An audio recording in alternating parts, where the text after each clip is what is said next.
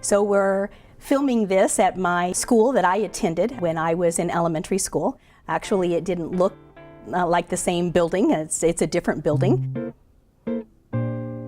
When I learned to read here at school, we really didn't have a lot of books in my own family. So it was really school that gave me my love of reading. And in 8th grade, I had the opportunity during study halls to actually work in the library and get even more of a passion for different kinds of books and sharing books.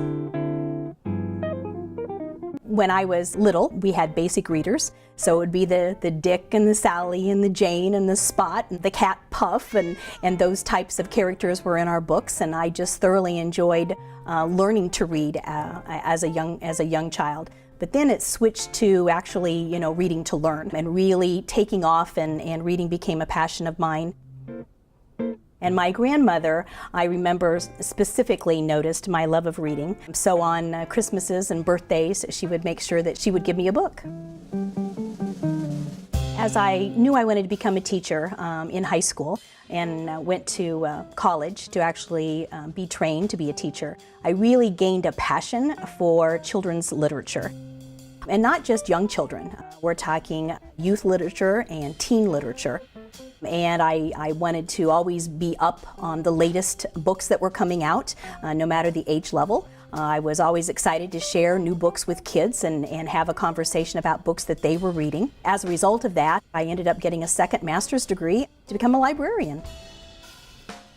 So as I became a mother, it was very important to me, because I didn't grow up with a lot of books around me in my home, to be sure that my children were going to grow up with books as part of their home upbringing.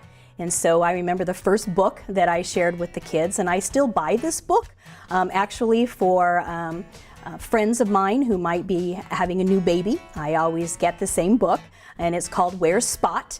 And the kids, I remember the boys just absolutely loving that book. I read to the boys, and we shared literature for many, many years.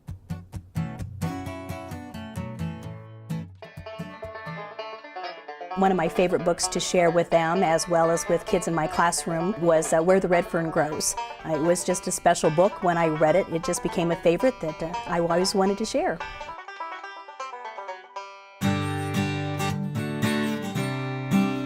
I travel 2 to 3 days a week around the state of Indiana.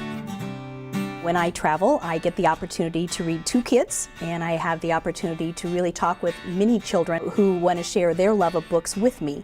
So I enjoy that as being a librarian, but also as the state superintendent of public instruction. I used to be a librarian at Cricket Creek Elementary School, and I had one poster that I put up in my library that said 10 ways to become a better reader. Read, read, read, read, read, read, read, read, read, read. That's how you become a better reader. You have to do it.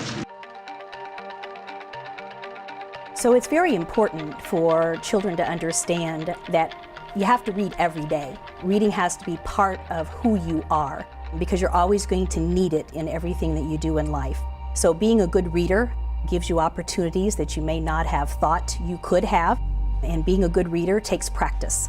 And so reading every day is very important, and it only takes 15 minutes.